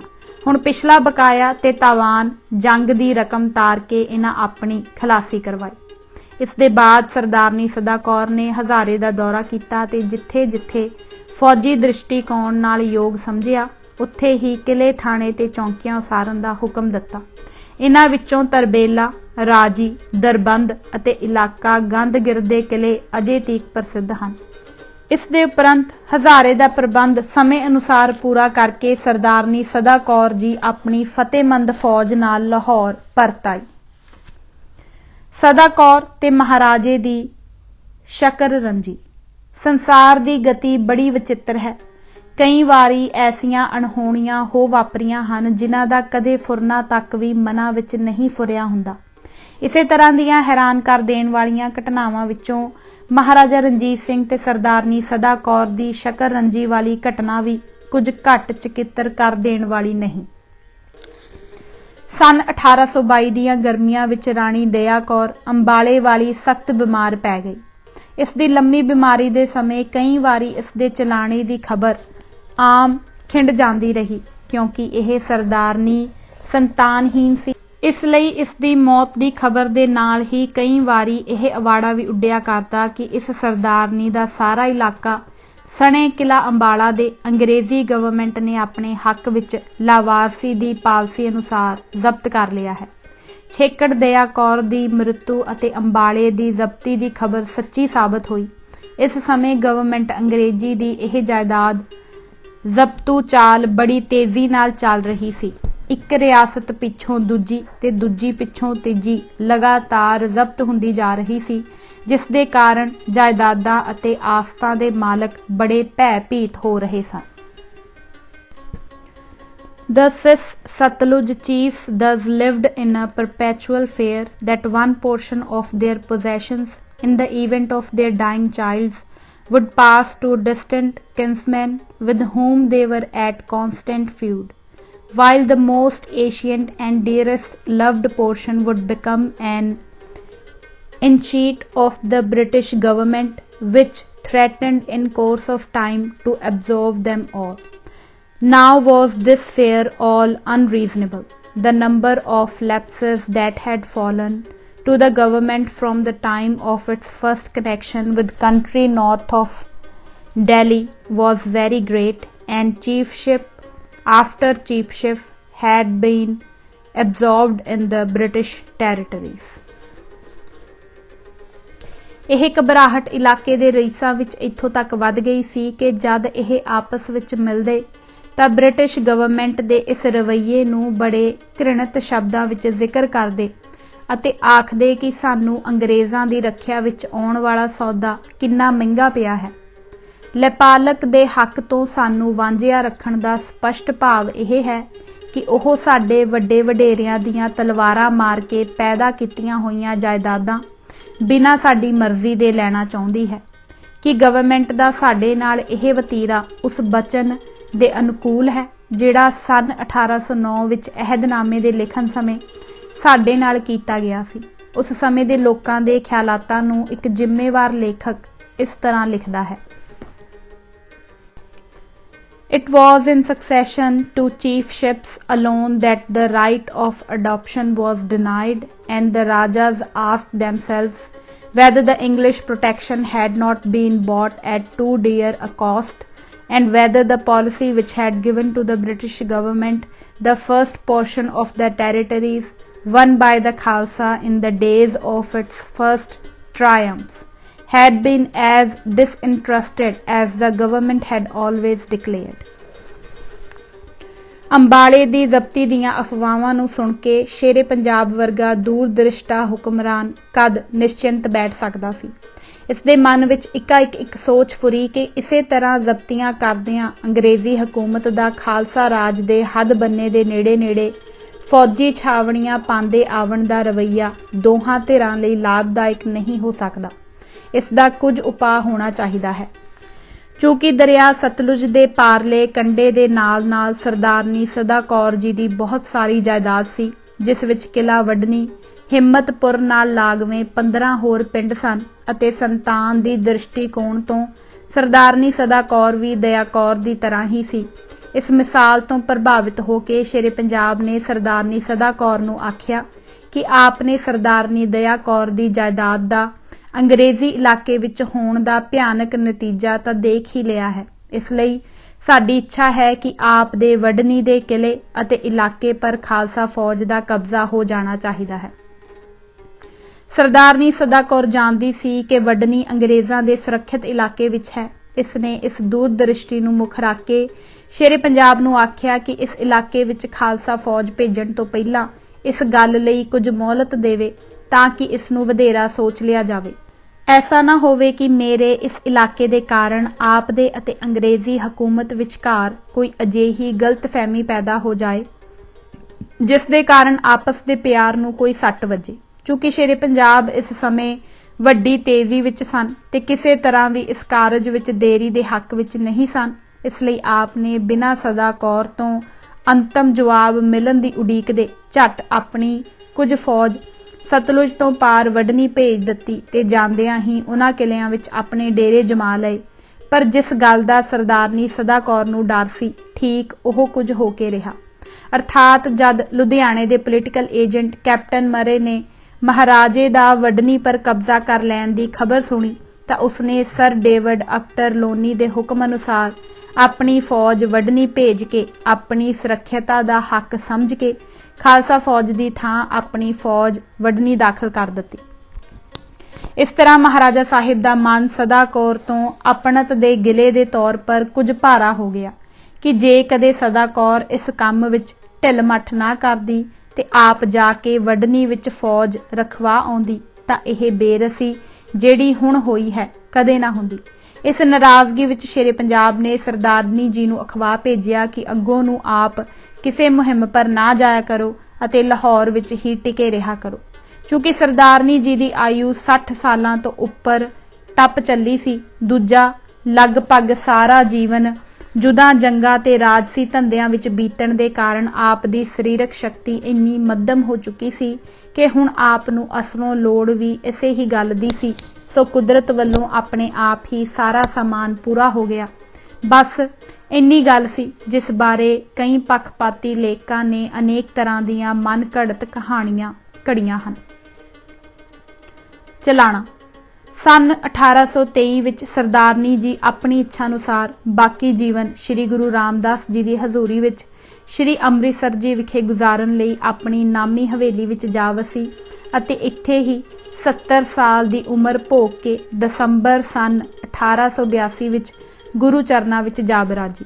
ਸ਼ੇਰੇ ਪੰਜਾਬ ਨੂੰ ਜਦ ਸਰਦਾਰਨੀ ਸਦਾ ਕੌਰ ਦੇ ਚਲਾਣੇ ਦੀ ਖਬਰ ਪਹੁੰਚੀ ਤਾਂ ਆਪ ਜੀ ਸ਼ਾਹਜ਼ਾਦਾ ਨੌਨਿਹਾਲ ਸਿੰਘ, ਕੰਵਰ ਸ਼ੇਰ ਸਿੰਘ ਆਦਿ ਸਾਰੇ ਪਤਵੰਤਿਆਂ ਦੇ ਸ੍ਰੀ ਅੰਮ੍ਰਿਤਸਰ ਪਹੁੰਚ ਗਏ ਅਤੇ ਬੜੀ ਸ਼ਾਹਾਨਾ ਸੱਜ ਧੱਜ ਨਾਲ ਸਰਦਾਰਨੀ ਜੀ ਦਾ ਅੰਤਮ ਸੰਸਕਾਰ ਕੀਤਾ ਗਿਆ। ਆਪ ਜੀ ਦੀ ਭਾਰੀ ਜਾਇਦਾਦ ਕੁਝ ਤਾਂ ਕੰਵਰ ਸ਼ੇਰ ਸਿੰਘ ਤੇ ਤਾਰਾ ਸਿੰਘ ਨੂੰ ਮਿਲ ਚੁੱਕੀ ਸੀ ਤੇ ਬਾਕੀ ਰਹਿੰਦੀ ਹੁਣ ਖਾਲਸਾ ਸਲਤਨਤ ਦੀ ਉੱਨਤੀ ਲਈ ਖਾਲਸਾ ਰਾਜ ਨਾਲ ਮਿਲਾ ਲਈ ਗਈ। ਸਦਾ ਕੌਰ ਬਾਰੇ ਇਤਿਹਾਸਕਾਂ ਦੀ ਰਾਏ। ਪ੍ਰੋਫੈਸਰ ਸੀਤਾਰਾਮ ਆਪਣੀ ਲਿਖਤ ਪੁਸਤਕ ਵਿੱਚ ਇਸ ਤਰ੍ਹਾਂ ਲਿਖਦਾ ਹੈ ਜੋ ਅਸੀਂ ਉਸਦੇ ਆਪਣੇ ਸ਼ਬਦਾਂ ਵਿੱਚ ਇੰਨ ਬਿੰਨ ਲਿਖਦੇ ਹਾਂ। रानी सदा कौर हिंदुस्तान की माया नाज औरतों में मुमताज दर्जा रखती है। उसकी हस्ती खालसा तारीख में अमूमन और रंजीत सिंह के हजूर में खसूसन यादगार ज़माना है। इस खातून ने लगातार 30 साल तक पंजाब की मुल्की तारीख में नुमाया खिदमत सर अंजाम दी। उसी की मदद से रंजीत सिंह ने अपने वालिद के ज़माने के दीवान में अपनी मिसल का इंतज़ाम अपने हाथ में लिया। उसकी वसातत से रंजीत सिंह लाहौर पर कब्जा हुआ। बाद में भी ये बेदार महाज औरत रंजीत सिंह को हर तरह से मदद पहुंचाती रही। बड़े बड़े नामवर जर्नैलों के पहलू बपहलू मैदान जंग में लड़ना इसके लिए मामूली काम था। अपनी रियासत का इंतज़ाम इस खूबी से करती थी कि मुदब्बरान सल्तनत रश्क खाते थे। रंजीत सिंह के अरूज के लिए तो रानी सदा कौर जीना की पहली सीढ़ी की मानिंद थी, जिसके जरिए वो आखिर चोटी पर पहुंचकर पंजाब में खालसा सल्तनत कायम करने में कामयाब हुआ। सैयद मुहम्मद लतीफ लिखदा है, पंजाब दे पोलीटिकल गगन दी महान उच्ची हस्ती जिसने लगभग 30 साल अपने जीवन दे पंजाब दी राजसी सेवा नूं अत्यंत सियाणप ते योगता नाल निभाया। इस देवी दे उच्चे कमाल देख के मनुख हैरान रह जांदा है। इस दा अमुक देश प्यार, इस दी प्रबंधक शक्ति, इस दी मैदान जंग विच निडरता ते वीरता नज़ीर आप सी। महाराजा रणजीत सिंह दा इन्ना महान शक्तिवान होण अते उन्नति दी टीसी पर पहुंचाण विच इस सरदारनी दा बहुत कुछ हथ सी। महाराजा रणजीत सिंह दे जीवन दे पहले भाग विच उसदी हर एक लोड़ दे पूरा करन विच ਇਹ उसदी साथण ते सहायक सी। पंजाब विच खालसा राज दी उसारी समय आरंभ विच ਇਹ सरदारनी सब तो मोहरे रहिंदी सी।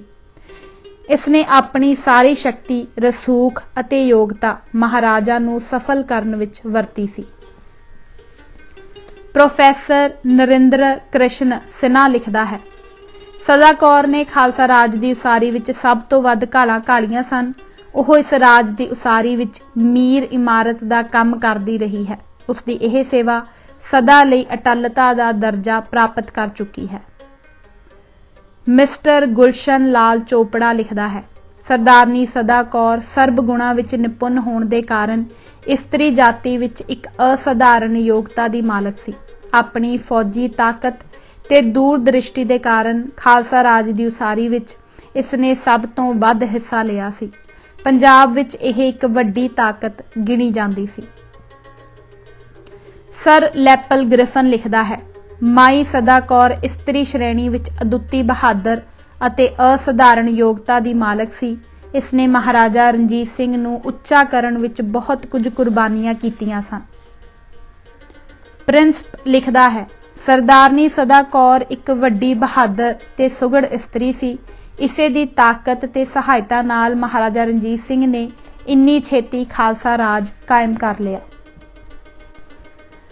सदा कौर दे जीवन पर एक नज़र। इस्त्री जाति के इतिहास नूं गो नाल वाचिया कईयां उच्च हस्तियां दे जीवन पढ़न विच आउंदे हन, पर इस श्रेणी विच जो उच्चा मुरातबा मानयोग सरदारनी सदा कौर जी नूं प्राप्त है, ओह होर थे किते नहीं मिलदा। जे आप जी दे वरियामता ते निरभैता दे कारनामे देखिए तां हैरान रह जाईदा है। अपनी आपदार तलवार धू के सारी फौज तो अगे हो अपने नालों कई गुणा वध वैरियां पर रण तत्तियां विच फतेहाबियां पाउणियां यह आप दा ही कमाल सी। जे सुघड़ता दूरदृष्टि प्रबंधक शक्ति ते दबदबे दे गुणा वाल दृष्टि दईए तां होर भी आश्चर्य हो के रह जाईदा है। देश विच आम देखण विच आउंदा है कि विचारियां विधवावां अपने मालक दे विछोड़े विच अध बड़ी जवालां वांग धुख धुख के स्वाह हो जांदियां हन, पर आपने जिस समय मैदान जंग विच अपने प्राण प्रिय नूं लूह विच डुੱਬਿਆ होया डिठा तां बजाए इस दे कि ओह वैण पाउंदी ते धुरसियां लैंदी, आप दे सिੱਖੀ जोश ने हुलारा खाधा ते शेरनी दी तरह उसे मैदान विच अपने पति दे शस्त्र पहन लए ਅਤੇ ਜਿਵੇਂ ਇੱਕ ਪਹਿਰੇਦਾਰ ਪਹਿਰੇ ਦਾ ਸਮਾਂ ਪੂਰਾ ਹੋ ਜਾਏ ਤਾਂ ਉਸ ਦੀ ਬਦਲੀ ਪਰ ਹੋਰ ਸੰਤਰੀ ਆ ਖਲਾਉਂਦਾ ਹੈ, ਠੀਕ ਤਿਵੇਂ ਹੀ ਇਸਨੇ ਆਪਣੇ ਜੀਵਨ ਸਾਥੀ ਤੇ ਸਾਰੇ ਕੰਮਾਂ ਦੇ ਭਾਰ ਨੂੰ ਵਿਛੋੜੇ ਦੇ ਪਹਿਲੇ ਦਿਨ ਤੋਂ ਹੀ ਆਪਣੇ ਮੋਢਿਆਂ ਪਰ ਲੈ ਲਿਆ ਤੇ ਉਹ ਕੁਝ ਕਰਕੇ ਦੱਸ ਦਿੱਤਾ ਜਿਸ ਦੀ ਨਜ਼ੀਰ ਕੋਈ ਨਹੀਂ ਮਿਲਦੀ। ਕਈ ਹਜ਼ਾਰ ਖੁਦਸਰ ਫੌਜ ਨੂੰ ਇੰਨੇ ਵਧੀਆ ਪ੍ਰਬੰਧ ਵਿੱਚ ਰੱਖਣਾ ਅਤੇ ਲੱਖਾਂ ਦੀ ਜਾਇਦਾਦ ਦੀ ਸੌਂਪਣੀ ਦਾ ਭਾਰ ਚੁੱਕਣਾ ਤੇ ਇਸ ਨੂੰ ਪੂਰਨ ਸਫਲਤਾ ਨਾਲ ਨਿਭਾਉਣਾ ਇਹ ਕੇਵਲ ਆਪ ਦਾ ਹੀ ਕੰਮ ਸੀ। ਨੌਜਵਾਨ ਗੁਰਬਖਸ਼ ਸਿੰਘ ਦੀ ਮੌਤ ਨੇ ਬਿਰਧ ਸਰਦਾਰ ਜੈ ਸਿੰਘ ਦਾ ਲੱਕ ਤੋੜ ਦਿੱਤਾ ਸੀ। ਉਸਦੇ ਜੀਵਨ ਦੀਆਂ ਸਾਰੀਆਂ ਆਸਾਂ ਉਸਦੇ ਨਾਲ ਉਸੇ ਦਿਨ ਹੀ ਮੁੱਕ ਗਈਆਂ ਸਨ। ਪਰ ਇਹ ਕਿਸੇ ਵੀਰ ਸਰਦਾਰਨੀ ਜੀ ਦਾ ਕੰਮ ਸੀ ਕਿ ਇੰਨੇ ਭਾਰੀ ਬੋਝ ਨੂੰ ਆਪਣੇ ਸਿਰ ਤੇ ਚੁੱਕ ਕੇ ਸਭ ਦੀਆਂ ਚਿੰਤਾਵਾਂ ਨਿਵਰਤ ਕਰ ਦਿੱਤੀਆਂ। ਇਸ ਦਾ ਪਹਿਲਾ ਫੈਸਲਾ ਸਰਦਾਰ ਮਹਾ ਸਿੰਘ ਦੇ ਸੁਪੁੱਤਰ ਰਣਜੀਤ ਸਿੰਘ ਨਾਲ ਸੰਬੰਧ ਜੋੜਨਾ ਕਿੰਨਾ ਸਿਆਣਪ ਭਰਿਆ ਸੀ, ਜਿਸ ਨਾਲ ਕੇਵਲ ਮੁੱਦਤਾਂ ਤੋਂ ਦੋਵੇਂ ਮਿਸਲਾਂ ਜੋ ਆਪਸ ਵਿੱਚ ਲੜ ਕੇ ਆਪਣੀ ਸ਼ਕਤੀ ਵਿਅਰਥ ਗਵਾ ਰਹੀਆਂ ਸਨ, ਸਦਾ ਲਈ ਵੈਰ ਦੀ ਥਾਂ ਮਿੱਤਰਤਾ ਦੇ ਰੂਪ ਵਿੱਚ ਪਲਟ ਗਈਆਂ। ਸਗੋਂ ਅੱਗੇ ਜਾ ਕੇ ਇਸ ਮੇਲ ਦੇ ਕਿੰਨੇ ਲਾਭਦਾਇਕ ਨਤੀਜੇ ਪ੍ਰਗਟ ਹੋਏ। ਇਸ ਗੱਲ ਵਿੱਚ ਜ਼ਰਾ ਵੀ ਸੰਦੇਹ ਨਹੀਂ ਕਿ ਪੰਜਾਬ ਵਿੱਚ ਖਾਲਸਾ ਰਾਜ ਦੀ ਉਸਾਰੀ ਲਈ ਇਸ ਸਬੰਧ ਨੇ ਨੀਂਹ ਦੇ ਪੱਥਰ ਦਾ ਕੰਮ ਦਿੱਤਾ। ਲਾਹੌਰ ਦੀ ਫਤਿਹ ਸਮੇਂ 15 ਹਾੜ ਸੰਮਤ 1856 ਬਿਕਰਮੀ ਦੇ ਦਿਨ ਸਭ ਤੋਂ ਕਠਿਨ ਮੋਰਚਾ ਦਿੱਲੀ ਦਰਵਾਜ਼ੇ ਦਾ ਆਪ ਨੇ ਹੀ ਆਪਣੀ ਵੀਰਤਾ ਤੇ ਨਿਡਰਤਾ ਦੇ ਜੋਹਰ ਦੱਸ ਕੇ ਸਫਲਤਾ ਤੱਕ ਪਹੁੰਚਾ ਦਿੱਤਾ ਸੀ ਤੇ ਇੱਕੋ ਹੱਲੇ ਨਾਲ ਪੰਜਾਬ ਦੀ ਰਾਜਧਾਨੀ ਪਰ ਕਬਜ਼ਾ ਕਰ ਲੈਣਾ ਅਤੇ ਇੰਨਾ ਘੱਟ ਜਾਨੀ ਤੇ ਮਾਲੀ ਨੁਕਸਾਨ ਹੋਣਾ ਇਹ ਆਪ ਦੇ ਜੰਗੀ ਹੁਨਰ ਦਾ ਪ੍ਰਤੱਖ ਸਬੂਤ ਸੀ। ਇਸ ਸਮੇਂ ਲਾਹੌਰ ਨੂੰ ਵਿਜयी ਫੌਜ ਦੀ ਲੁੱਟਮਾਰ ਤੋਂ ਬਚਾ ਕੇ ਪਰਜਾ ਪਿਆਰ ਦਾ ਇੱਕ ਐਸਾ ਨਮੂਨਾ ਕਾਇਮ ਕੀਤਾ ਗਿਆ ਜੋ ਇਸ ਤੋਂ ਪਹਿਲਾਂ ਇੱਥੋਂ ਦੇ ਵਸਨੀਕਾਂ ਨੇ ਕਦੇ ਵੀ ਨਾ ਸੀ ਡਿੱਠਾ। ਇਸ ਦਾ ਅਸਰ ਇੱਥੋਂ ਦੇ ਨਿਵਾਸੀਆਂ ਪਰ ਇਹ ਹੋਇਆ ਕਿ ਉਹਨਾਂ ਸਾਰਿਆਂ ਦੇ ਮਨ ਆਪ ਜੀ ਨੇ ਆਪਣੇ ਹੱਥ ਵਿੱਚ ਕਰ ਲਏ ਤੇ ਉਹ ਐਸੇ ਕ੍ਰਿਤਯ ਹੋਏ ਕਿ ਇਹਨਾਂ ਨਵੇਂ ਹਾਕਮਾਂ ਨੂੰ ਜੀ ਆਇਆਂ ਨੂੰ ਕਿਹਾ ਅਤੇ ਇਸ ਖੁਸ਼ੀ ਵਿੱਚ ਕਈ ਦਿਨਾਂ ਤੱਕ ਹਰ ਮਜ਼ਹਬ ਤੇ ਹਰ ਫਿਰਕੇ ਦੇ ਲੋਕਾਂ ਨੇ ਮਿਲ ਕੇ ਆਪੋ ਆਪਣੇ ਮਕਾਨਾਂ ਪਰ ਦੀਪਮਾਲਾ ਕੀਤੀਆਂ। ਲਾਹੌਰ ਦੇ ਕਿਲੇ ਨੂੰ ਸ਼ੇਰੇ ਪੰਜਾਬ ਦੀਆਂ ਤੋਪਾਂ ਦੀ ਤਬਾਹੀ ਤੋਂ ਬਚਾ ਕੇ ਕਿਲੇ ਵਾਲਿਆਂ ਲਈ ਇੰਨੀ ਖੁੱਲ੍ਹਦਿਲੀ ਦਾ ਵਰਤਾਰਾ ਤੇ ਉਹਨਾਂ ਲਈ ਬਹੁਤ ਬੜੀ ਜਾਗੀਰ ਆਪਣੇ ਜਵਾਈ ਮਹਾਰਾਜਾ ਰਣਜੀਤ ਸਿੰਘ ਤੋਂ ਪ੍ਰਵਾਨ ਕਰਵਾਈ। ਇਹ ਸਭ ਕੁਝ ਆਪ ਦੇ ਉੱਚ ਦਿਲ ਤੇ ਦਿਮਾਗ ਦਾ ਕੰਮ ਸੀ। ਸ਼ੇਰੇ ਪੰਜਾਬ ਲਈ ਮਹਾਰਾਜਾ ਦੀ ਪਦਵੀ ਤਜਵੀਜ਼ ਕਰਨੀ ਤੇ ਇਸ ਕੰਮ ਨੂੰ ਸਿਰੇ ਚੜਾਉਣਾ ਆਪ ਦਾ ਹੀ ਯੋਗਤਾ ਦਾ ਲਖਾਇਕ ਸਿੱਧ ਹੁੰਦਾ ਹੈ। ਸਨ 1802 ਈਸਵੀ ਵਿੱਚ ਸ਼੍ਰੀ ਅੰਮ੍ਰਿਤਸਰ ਜੀ ਨੂੰ ਖਾਲਸਾ ਰਾਜ ਨਾਲ ਮਿਲਾਨ ਸਮੇਂ ਇਸ ਪਾਵਨ ਗੁਰਧਾਮ ਦੇ ਸਤਿਕਾਰ ਨੂੰ ਕਾਇਮ ਰੱਖਣ ਲਈ ਜਿਹੜੀ ਵਿਉਂਤ ਆਪ ਜੀ ਨੂੰ ਸੁੱਝੀ ਉਹ ਬੜੀ ਵਿਚਿੱਤਰ ਸੀ। ਜਿਵੇਂ ਕਿ ਆਪ ਪਿੱਛੇ ਪੜ ਆਏ ਹੋ ਕਿ ਗੁਰੂ ਧਾਮ ਦੀ ਪਰਿਕਰਮਾ ਕਰਦਿਆਂ ਤੇ ਜਕਾਰੇ ਗਜਾਉਂਦਿਆਂ ਟਾਕਰਾ ਕਰਨ ਵਾਲਿਆਂ ਪਰ ਇੰਨਾ ਦਬਾਅ ਪਾਇਆ ਕਿ ਬਿਨਾਂ ਇੱਕ ਤੁਪਕਾ ਲਹੂ ਡੋਲੇ ਤੇ ਇੱਕ ਜਾਨ ਦੇ ਵਿਅਰਥ ਗੁਆਉਣ ਦੇ ਆਪ ਨੇ ਇਸ ਕਾਰਜ ਵਿੱਚ ਪੂਰਨ ਸਫਲਤਾ ਪ੍ਰਾਪਤ ਕਰ ਲਈ। ਸਰਦਾਰਨੀ ਸੁੱਖਾ ਜੀ ਤੇ ਉਹਨਾਂ ਦੇ ਸੁਪੁੱਤਰ ਸਰਦਾਰ ਗੁਰਦਿੱਤ ਸਿੰਘ ਆਦਿ ਦੇ ਗੁਜ਼ਾਰੇ ਲਈ ਇੱਕ ਵੱਡੀ ਜਾਗੀਰ ਪ੍ਰਵਾਨ ਕਰਵਾਣੀ ਇਹ ਆਪ ਦੀ ਹੀ ਸਿਆਣਪ ਦਾ ਕੰਮ ਸੀ। ਸ਼ੇਰੇ ਪੰਜਾਬ ਇਆਣੀ ਉਮਰ ਵਿੱਚ ਆਪਣੇ ਪਿਤਾ ਥੀਂ ਵਿਰਵਾ ਹੋ ਇਕੱਲਾ ਰਹਿ ਗਿਆ ਅਤੇ ਕਦਮ ਕਦਮ ਪਰ ਉਸ ਦੀ ਜਾਨ ਲੈਣ ਲਈ ਵੈਰੀ ਤਾੜ ਵਿੱਚ ਸਨ। ਤਾਂ ਇਸ ਨਾਜ਼ੁਕ ਸਮੇਂ ਇਹ ਇਸੇ ਸ਼ੇਰਨੀ ਦਾ ਕੰਮ ਸੀ ਕਿ ਨਾ ਕੇਵਲ ਇਸ ਦੀ ਰੱਖਿਆ ਹੀ ਕੀਤੀ ਸਗੋਂ ਉਸ ਦਾ ਜੀਵਨ ਐਸੇ ਸੱਚੇ ਵਿੱਚ ਢਾਲ ਕੇ ਇੰਨੇ ਉੱਚੇ ਗੁਣਾਂ ਨਾਲ ਭੂਸ਼ਿਤ ਕਰ ਦਿੱਤਾ ਕਿ ਜਦ ਉਹ ਸਨ 1799 ਵਿੱਚ ਸ਼ੇਰੇ ਪੰਜਾਬ ਦੇ ਰੂਪ ਵਿੱਚ ਪੰਜਾਬ ਦੇ ਲੋਕਾਂ ਦੇ ਸਾਹਮਣੇ ਆਇਆ ਤਾਂ ਉਸ ਦੀ ਯੋਗਤਾ ਨੂੰ ਦੇਖ ਕੇ ਦੇਖਣ ਵਾਲੇ ਹੈਰਾਨ ਰਹਿ ਗਏ ਸਨ। ਇੱਥੇ ਬਸ ਨਹੀਂ, ਮਹਾਰਾਜਾ ਰਣਜੀਤ ਸਿੰਘ ਤੋਂ ਛੁੱਟ ਸ਼ਾਹਜ਼ਾਦਾ ਸ਼ੇਰ ਸਿੰਘ ਨੂੰ ਜਿਸ ਯੋਗ ਤਰੀਕੇ ਨਾਲ ਆਪ ਨੇ ਵਡੀਰੀਆ ਆਪ ਨੂੰ ਸਦੀਵੀ ਵਡਿਆਈ ਦਾ ਭਾਗ ਬਣਾਇਆ ਗਿਆ। ਸਰਦਾਰਨੀ ਸਦਾ ਕੌਰ ਨੂੰ ਕੁਦਰਤ ਵੱਲੋਂ ਇੱਕ ਐਸੀ ਸ਼ਕਤੀ ਪ੍ਰਾਪਤ ਸੀ ਕਿ ਆਪ ਦੀ ਸੰਗਤ ਤੇ ਛੋਹ ਤੋਂ ਵੀਰਤਾ ਤੇ ਨਿਰਭੈਤਾ ਸੁੱਤੇ ਸਿੱਧ ਮਨੁੱਖਾਂ ਵਿੱਚ ਆ ਜਾਂਦੀ ਸੀ।